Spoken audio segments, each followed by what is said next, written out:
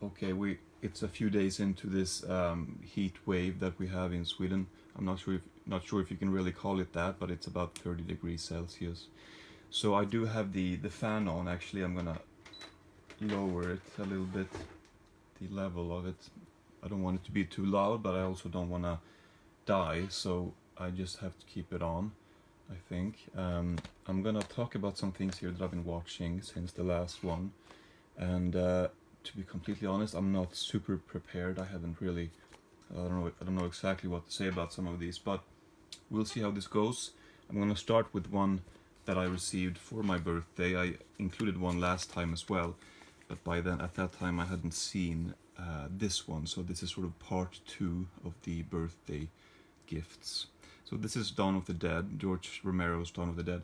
I've seen this a couple of times before. Of course, I knew about the Second Sight release, and I had the limited edition pre-ordered, but I never received it because I had to cancel it. It was just a little bit too much money for me, and I really only care about the disc contents, and I don't think there's any difference in that. I think the book would have been nice to have, but it was such a big price difference, so I just waited until this one came out and I asked for it for my birthday. So I had seen this a couple of times before, but it has been about a decade since last time, and I hadn't seen any of the extras here. I think my DVD was probably bare bones. So this is a pretty significant upgrade. I enjoy this film. Watching it now for the third time, it did feel very familiar, even though more than I think it has to be close to a decade, if not more. Even though it's been that long since I saw it, it's a very memorable film, and it felt like it hadn't been that long since I saw it last time. But what I did think about this time around was that, well, after I had finished it, I felt like I had been watching a satire more than a horror film, which it seems like, based on my own judgment, I guess, but mainly on what some of the people in some of the interviews featured over the many special features that this box set has. It seems like that was his intention from the beginning. Sometimes you can apply an interpretation to a film after the fact, decades later. That really wasn't intended, but I think in this case it likely was supposed to be a satire, and it works really well as a satire as well. So I am a fan of this film still. I did have a lot of fun. The main reason why I wanted this was, to watch the film again, of course, but mainly to dig into the special features. And it's been taken me a while to go through all this. Well, I haven't gone through exactly all of it, but I did listen to the commentary for the theatrical cut with George Romero, Tom Savini, Christine Forrest, which I really enjoyed. There's a new commentary by Travis Crawford, which I've not listened to. There are 2 other cuts as well. I know that this was released, the 3 cuts came out, and some of this special features came out as a Ultimate Edition DVD set many years ago, and I know that I saw that in the store probably before I saw the film, so we're talking many years ago. I saw that black box set with the red sort of shiny font or whatever on the cover. And I just never picked it up. But anyway, I think it was actually Region 1, so I don't think I could watch it at the time. Actually, yeah, I seem to have a very faint memory of that now that I come to think of it. I think I would have bought it if it wasn't for that fact, or I don't know. But I want to say that was a Region 1 DVD, and I remember exactly where in the store I found it. Anyway, so the extended can cut, or also known as the Argento cut, there's a commentary for this one with some of the actors.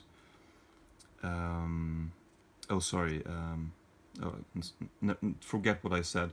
The can cut, the extended can cut, that's one, and then the other one is the Argento cut, I think also known as the European version or something.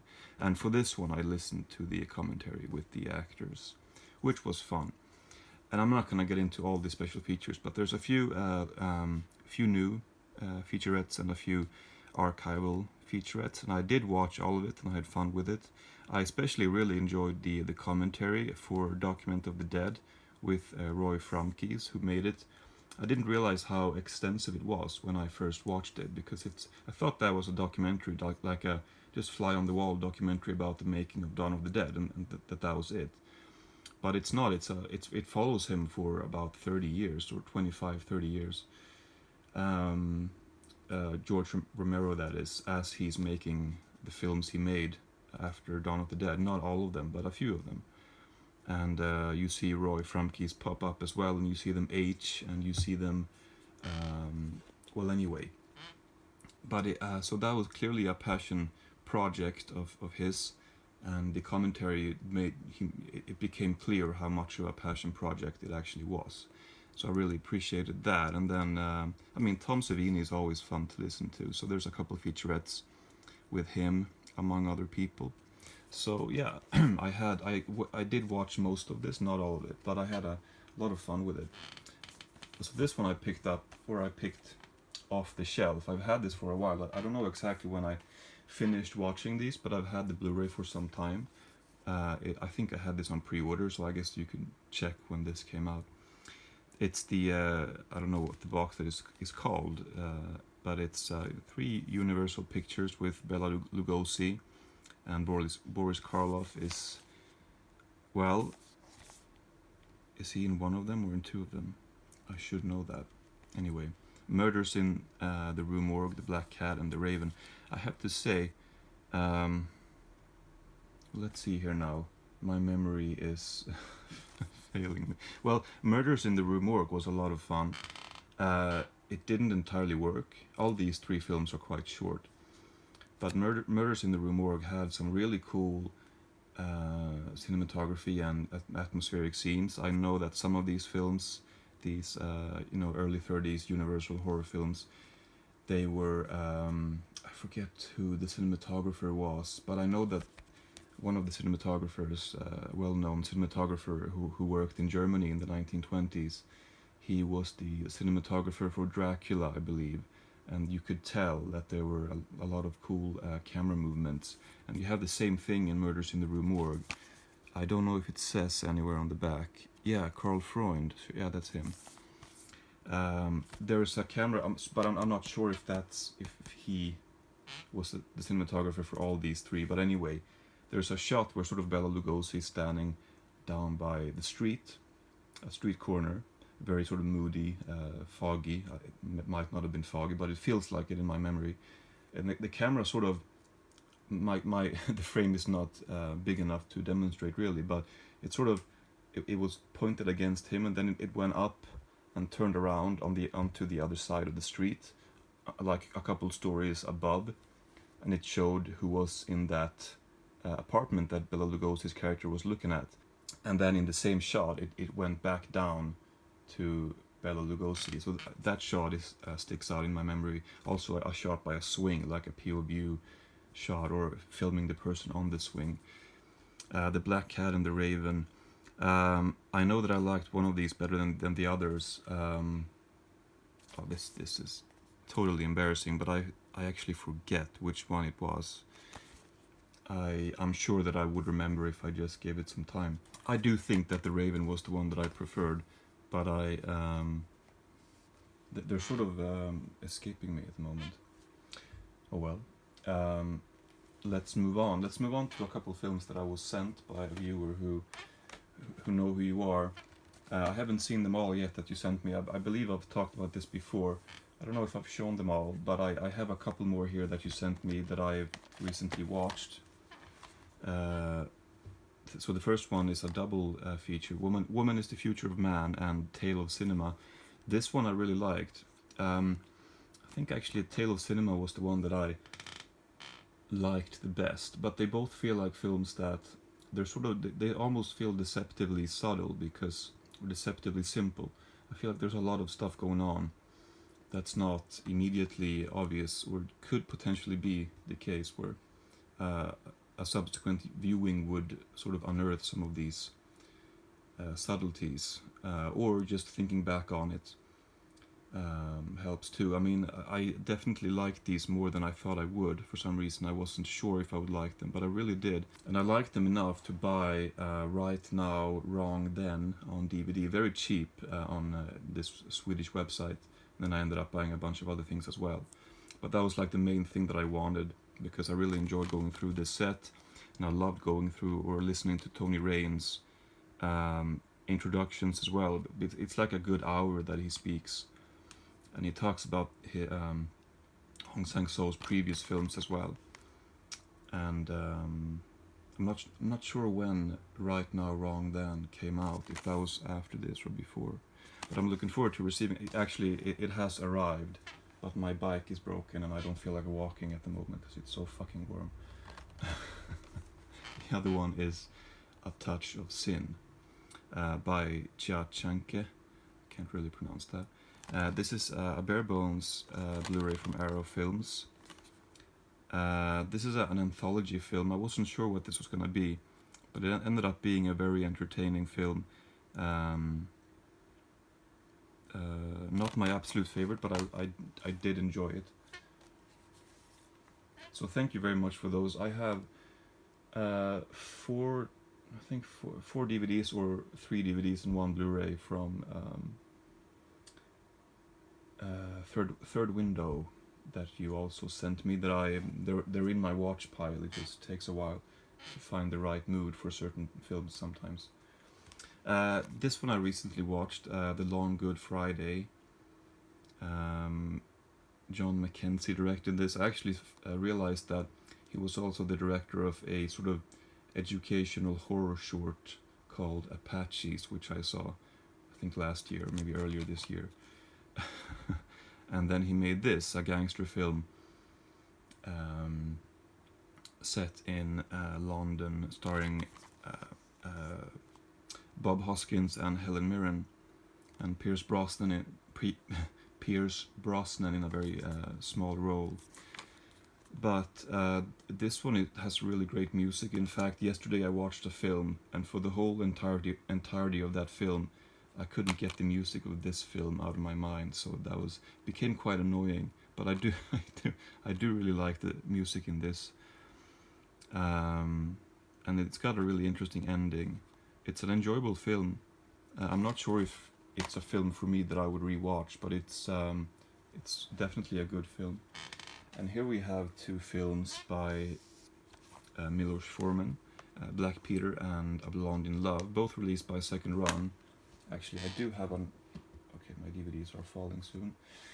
I have another one here that I'm gonna bring out also. This is Talent Competition. I've had this from before. I found this at a second-hand store. I try to frequent them as much as I can, and I found this, so I picked that up. But I saw these first, and Black Peter, I think, came out earlier. Let's see, 1963, and A Blonde in Love, 1965, it seems. Anyway, Check New Wave. These are 2 of the films that he made before sort of escaping to the US. He also made Fireman's Ball, and this one, of course. But did he make a 5th one? I feel like I can't remember if he did. If he did, then I'm pretty sure that I've seen it, but I can't recall. Anyway, Black Peter, it opens with a sequence that is very loose. It's almost like a docudrama, and the whole film is very loose. I mean, Talent Competition was his first film, but I'm gonna get to that later. I believe this came out before. I could be wrong. This was around the same time anyway, and it's pretty remarkable how simplistic, or how I don't know what the right word is, but how open his first films were. He really demands time from the sequences as they play out. And I thought that the introduction of the main character was quite interesting. The ending is very strange and kind of delightful. It is basically a comedy, and but it's hard to classify. It mainly just observes these characters. A Blonde in Love has a little bit more of a more of a storyline, perhaps more of an arc. It ends and well, begins and ends in a very similar way, which wraps the film nicely. And so this one I liked better than Black Peter. It's got a very likable lead. It's the film is called A Blonde in Love. I think it has some different alternate titles, but that's very much what it is. It's a young woman or a teenage girl. I don't know exactly her age, but she falls in love with a guy. And then she sort of follows him as he travels home. There's a really interesting sequence in his parents' house that I just love, and then it ends very nicely. This one I really liked. Talent competition. I can't say that I really enjoyed it. It says Criterion film here. I'm not sure. I'm sure that's not connected to the Criterion collection. I'm not sure. I think this is a Danish release, but it has it has Swedish subtitles. I think I've had a few of these Danish DVDs with these yellow borders. I guess Criterion film is what they're called. But this is even more loose than Black Peter. This is sort of it has two different parts to it, both involving music, both without any plot really. A lot of space, a lot of just letting the characters or the actors or the people that he films just being themselves and playing music and singing. So it's almost a little bit too minimal for my taste, but I was glad to be able to see it after having seen those two. I have a film here by Robert Altman. I talked about two films last time, The Long Goodbye and Images, and I said that I really liked both of them. And this one I actually saw before. I picked this up because I heard that it may be going out of print, and so I didn't want to risk missing out on it, so I was able to get a copy. It is a really interesting film. It takes place in Nashville, so it's about the country music scene, but politics is also a very central theme. It's a drama comedy and a satire, certainly. The way it ends and some of the sequences throughout sort of implies the satirical aspect to it, but it's fairly light-hearted in some ways. But there are a few scenes that are really sort of gripping, and they grab your attention. It is very long. I want to like it a little bit more than what I do. I do enjoy it. It reminded me of Shortcuts in the sense that it sort of links a bunch of different people's fates together. I think maybe Shortcuts was a little bit more to my liking, but it's been so long since I saw it. I do have the Criterion DVD, so I would like to give that a rewatch. But Nashville, no, I would absolutely watch this again. It feels like a very rewatchable film. I mean, maybe there was some stuff in it that I didn't pick up on. I did enjoy it. This next one was, I keep having a great experience discovering Antonioni for the first time, really. I saw Blow Up when I studied film a number of years ago. Didn't really understand it, but it was intriguing. And then I saw The Passenger, which is still my favorite, I think. Indicator released that, a great release. And then I saw La Ventura not too long ago. I'm sorry, my voice is sort of giving out.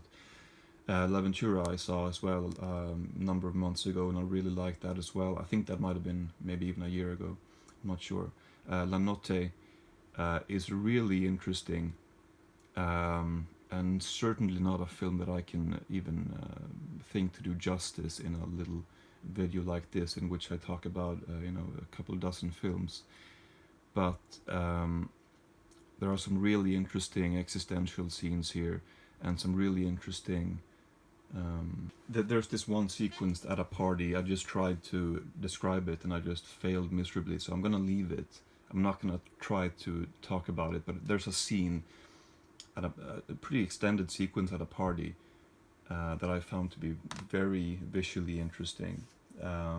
So I think, I mean, there's a couple more films that he's made that have the same reputation as these ones that I've seen recently. Of course, I'd like to rewatch Blow Up, but I especially would like to watch The Eclipse and Red Desert. But I haven't seen those, so they're next on my list. Okay, so last time I talked about Derek Jarman's The Garden, or the entirety of that Blu-ray set, and I most sort of just said that neither The Garden, the main feature, or any of the short films that were included as bonus features, I really didn't like any of them that much individually, but as a package I really was happy with the purchase, and I enjoyed going through the box set. It's basically a box set if you have a bunch of different things on it. And I would say the same, well, I wouldn't actually say the same thing about this. I would say that I enjoyed this much more. I enjoyed Blue much more than The Garden. They're both fairly, in fact, they're very personal films. This one in particular, maybe.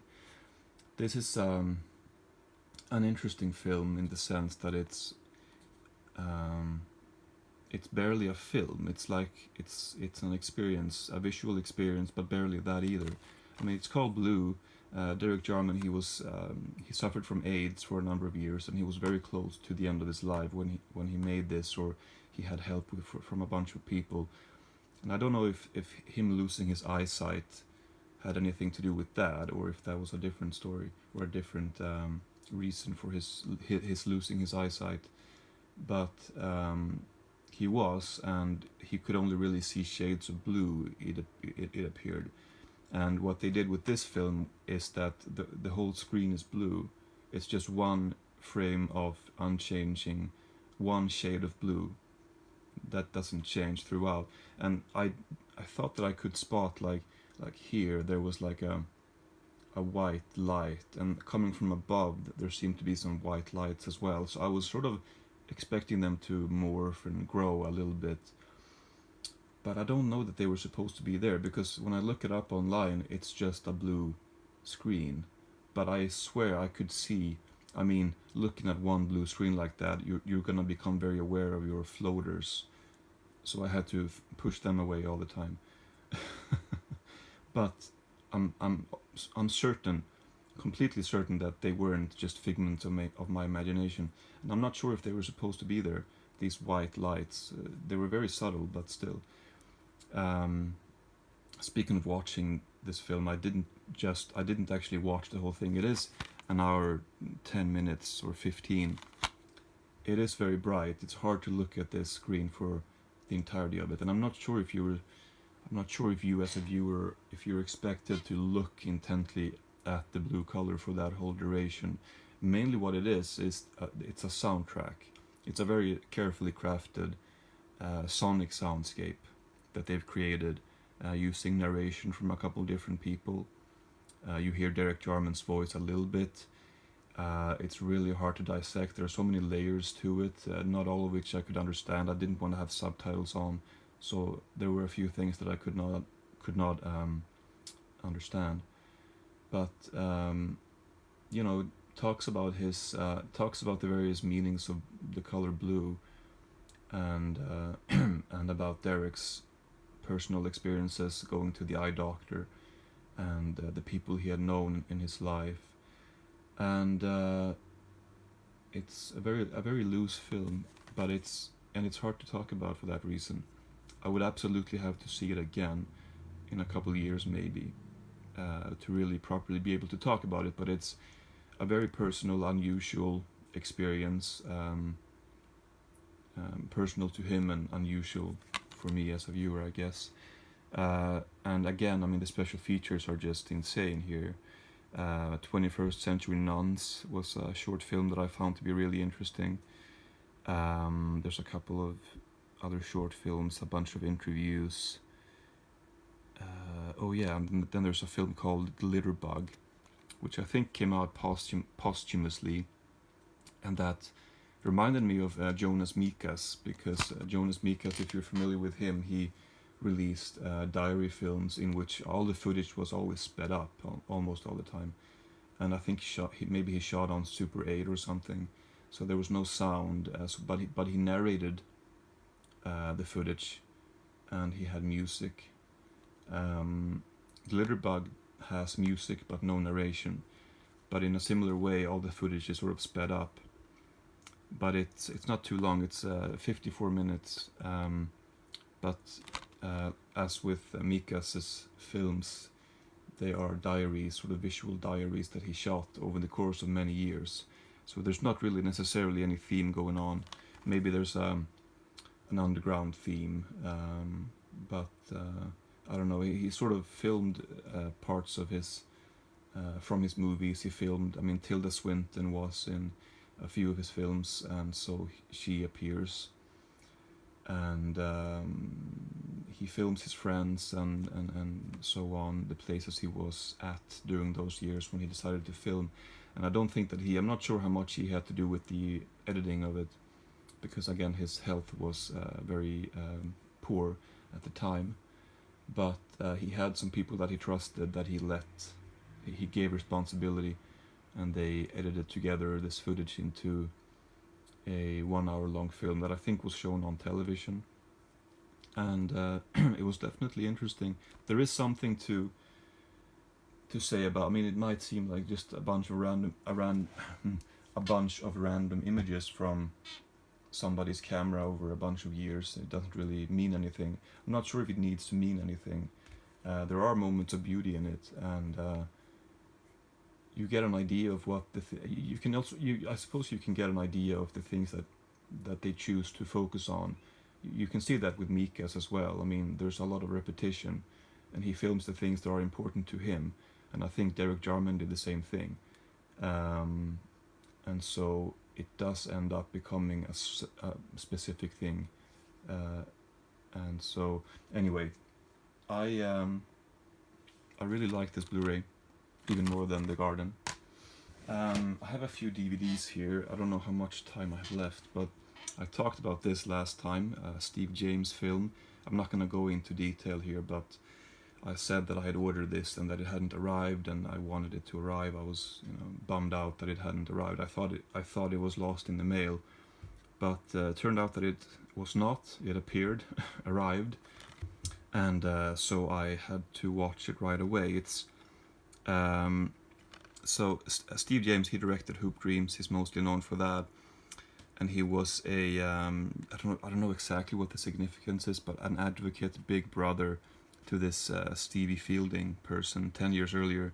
And then he goes back to visit him over a number of years, and he finds out that this Stevie guy is suspected of having sexually harassed a 8-year-old girl, I think. And so the film sort of takes a different turn than what maybe Steve James had anticipated. I'm not sure really to what extent he was planning for this to be a film. It just turned out to be. I suppose it's a similar thing like as with Hoop Dreams. I don't remember how much time went by, but he films Stevie for a number of years, and so the film ends up being quite long. It doesn't only focus on that aspect that I mentioned. But of course, something like that is going to take up a lot of time. You can see the result of that here. But it talks about other things too. Stevie's life overall. It's a biographical documentary about Stevie Fielding, and it is interesting. I did like it, but it's a little bit too long. It didn't really need to be as long as it was my takeaway. But I'm really happy that this arrived. I will likely watch it again. I haven't seen anything from Steve James so far that I haven't at least liked. Here's one that I was slightly underwhelmed with, again by Steve James, The Interrupters. This is in terrible condition, by the way. I'm not sure if you can really tell. It's one of these Dogwoof slim digipacks, which I do like these really because they don't take up much space. I have a couple of these. But if you receive a copy that's damaged, I mean, there's no case to replace, so you just have to kind of live with it. And there's a bunch of scratches on the cover and so on. Anyway, The Interrupters refers to interrupters of crime, of street crime, of gang crime, and films them. I don't know for how long. but it may have been a couple years. 1 year, okay. Yeah, I did like this one too. Again, I haven't had any negative experiences with his films, and everyone that I've seen so far, they do feel like films that I would go back to. And like I said in the last one, I have Hoop Dreams on Criterion DVD, and I am planning on rewatching that as well. I'm gonna go to something completely different here. I've had this for, let's see, I think I bought this in 2018. I found this very cheap on Amazon. This is All Thumbs, complete collection. Steve Odekirk. He spoofed, lampooned a number of famous films in late 90s, early 2000s, I guess. You can probably figure out which ones. I'm not even gonna specify, because I think it's pretty obvious which ones he is spoofing here. And he used a technology in which the faces for the characters, they were sort of superimposed mouths and eyes, as you can see here, onto thumbs. I mean, I remember something called The Annoying Orange years back on YouTube, which I don't recommend looking up. But I remember that. I think they must have used a similar technique. But this was much earlier, of course. And I do think that his company invented that, whatever it is, whatever they call that effect. Yeah, these are quite short. I mean, it's 2 hours, 55 minutes in total, and there are 6 of them, so it's about half an hour each. And the reason why I wanted this is basically, it all comes back to the film Kung Pao, Enter the Fist, which I was obsessed with when I discovered it at the right age. I think I was about 14 at the time. And me and my cousin, we would always refer to it, we would quote it, and we would even film a couple of skits based on the film. And so I was kind of curious about these thumb spoofs, but I think I came to them a bit too late.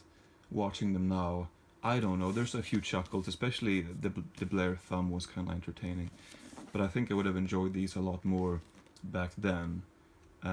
Maybe, well, I think, yeah, maybe you have to be familiar with the films in order to see them, and maybe I wasn't when I was 14 necessarily. Well, a few of them I was, but anyway.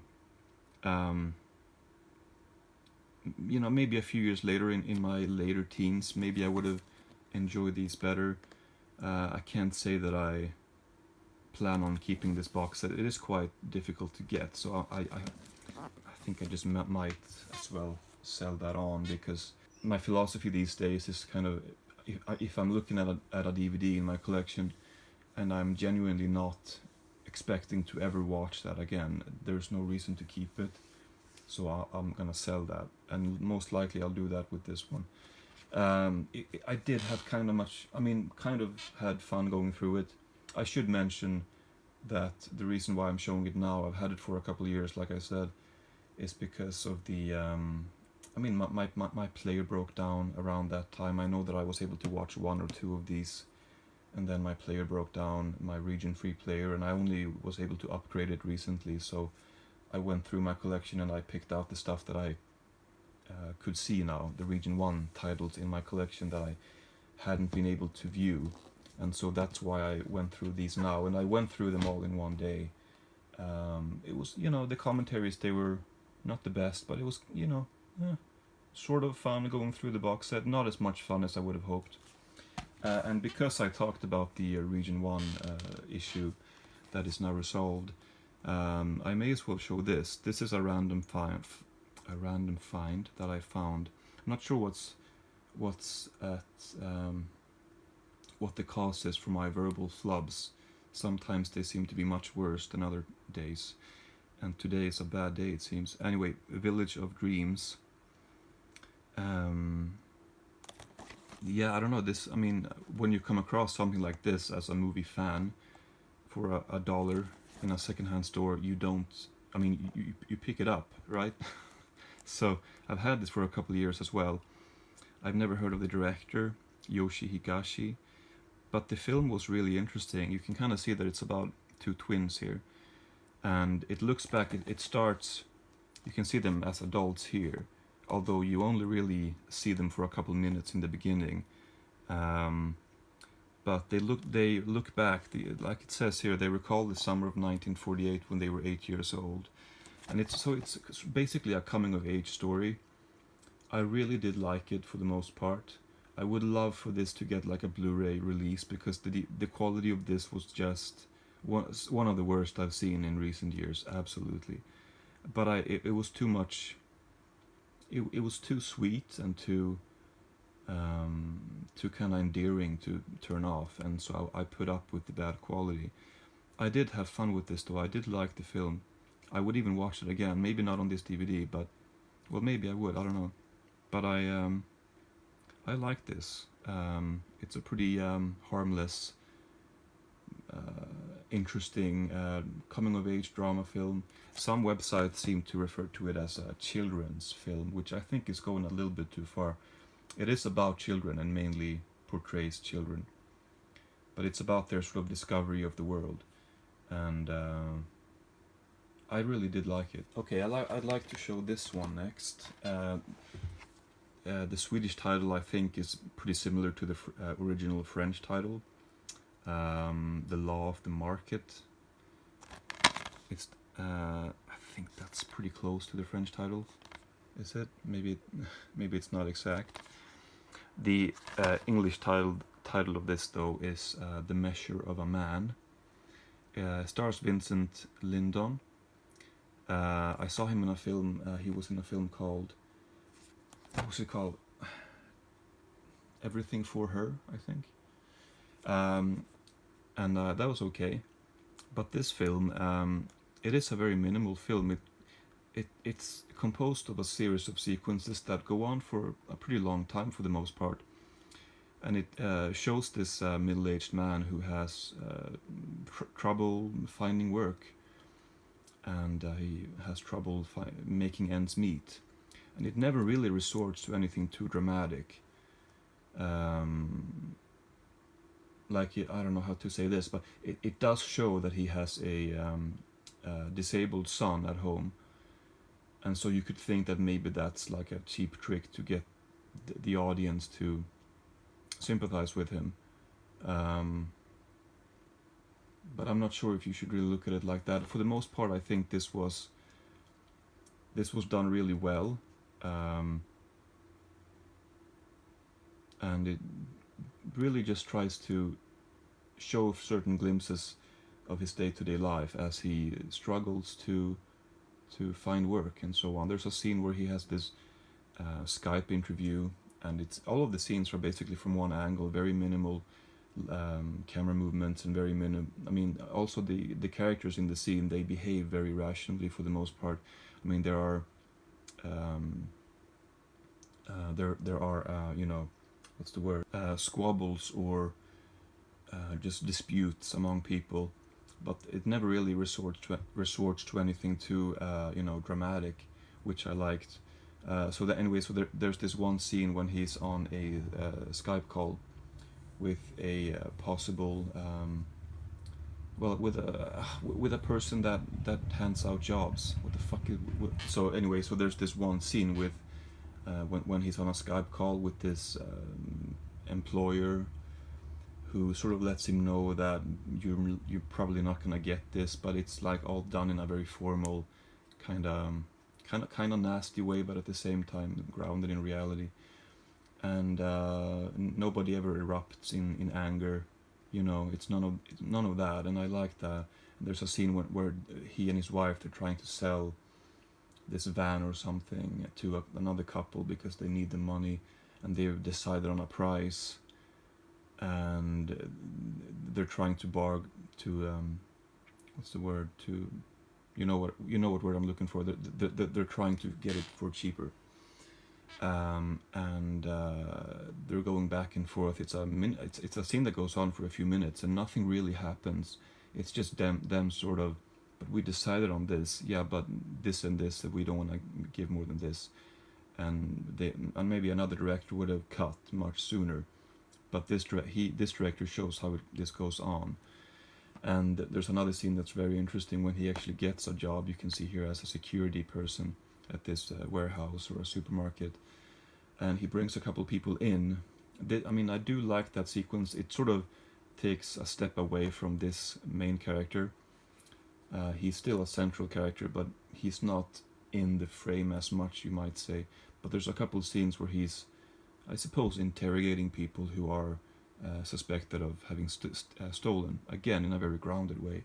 And there's this one older man who has potentially stolen something, and it's in his pocket, and like he Lyndon's character says, well, we can let you go if you can pay for it, if you have the money to pay for it.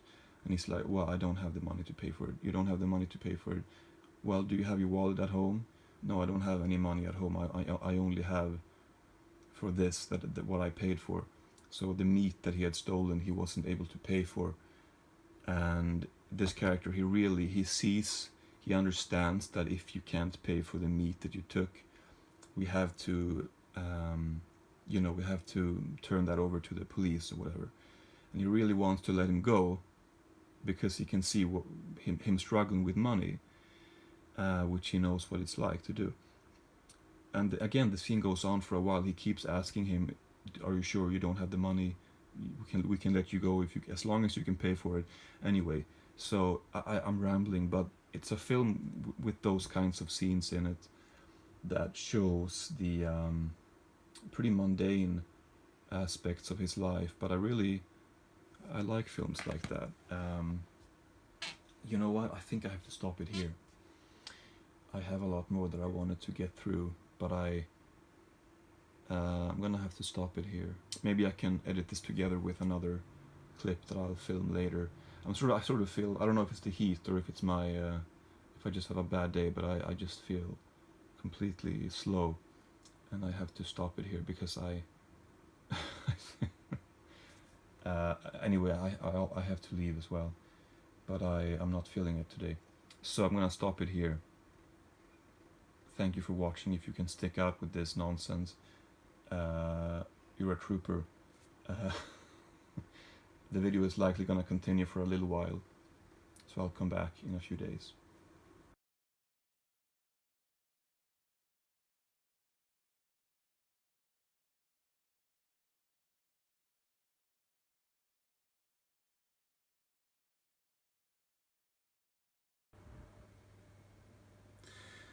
Hello, welcome to the darkness.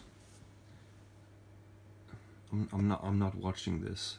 I just thought that it sounded potentially interesting as mind-numbing entertainment, but I haven't seen it yet. Anyway, I'm on here. I have a video up, standupcecilia.mpg. I don't know. I'll just include this as a kind of bonus feature at the end to one of my videos, because I thought this was funny enough to share and to immortalize, because I've left a couple comments to this video 11 years ago that might not always be there. This video was uploaded in 2008, and in 2011 I posted a couple comments. But just to give you a context to what I'm talking about, or just to clarify what the hell I'm talking about, for whatever reason I ended up watching an old video of mine, which I do from time to time if I'm bored or if I'm reminded of something. And I ended up watching an old update video from 2010 in which I talk about a film called Parts of the Family, which was a kind of comedy horror film from Troma. And I talked about in the video, as I showed the DVD, I mentioned that I looked so I mentioned in the video that as I was watching the film, I thought that the main actress sounded Swedish, and so I looked her up and I found a couple of videos, and then I commented and I asked if this was the person from the movie, and she responded, yes, it is. And I said that in the update, and I said that was kind of a fun thing. And so I just had to look it up now if I could find the video, and as I'm sure you have figured out by now, I have found the right video. Like I said, this was uploaded in 2008, and if you scroll down, it's got 11, how many views? 1500 views. And if you scroll down, you can find 2 comments left by some Jolly Studio 1 11 years ago. And the first one says, "Is this L from Parts of the Family?" And the second one says, "Haha, that's so fucking cool." A couple of emojis as well. And I know that she responded. I mean, her response is not here for some reason. Maybe she deleted it, or maybe it's just gone. I don't know. But I know that she responded after this comment saying, "Yes, that is me," because obviously I responded, "That's so cool." And I just thought that this was kind of unusual for those 2 comments to still be there under the video. I'm not sure why her response is gone, but the fact that my 2 comments are still there, I was not expecting to find these 2 comments. I was just curious to see if I could, but absolutely in no way was I expecting to actually find them. So I just thought that was funny enough to include here. So again, the film is it's called Parts of the Family. You know what? If I get up from my couch, which my cousin refers to as quicksand, if I go down here to my, where is it? Yeah. Here's the DVD that I just watched myself talk about. How sad is that? Anyway, so I still have it 11 years later. It looks fine. It's in really good condition. I've kept this because I feel like I might want to watch it again. 11 years later. It's one of those collector's dilemmas. Like, do I keep this? Am I gonna watch this again? Probably at some point. Fast forward 11 years later. Yeah, I think at some point I might wanna watch that again, and then I guess we'll see in another 11 years. The disc is gonna be rotten and it's gonna be unplayable by the time I wanna watch it again. Anyway, that's the whole thing. I just thought that was funny, and here I'm sitting on my floor, crouched past midnight, filming my shelf, and my toe is hurting. I have an ingrown toenail. Ouch.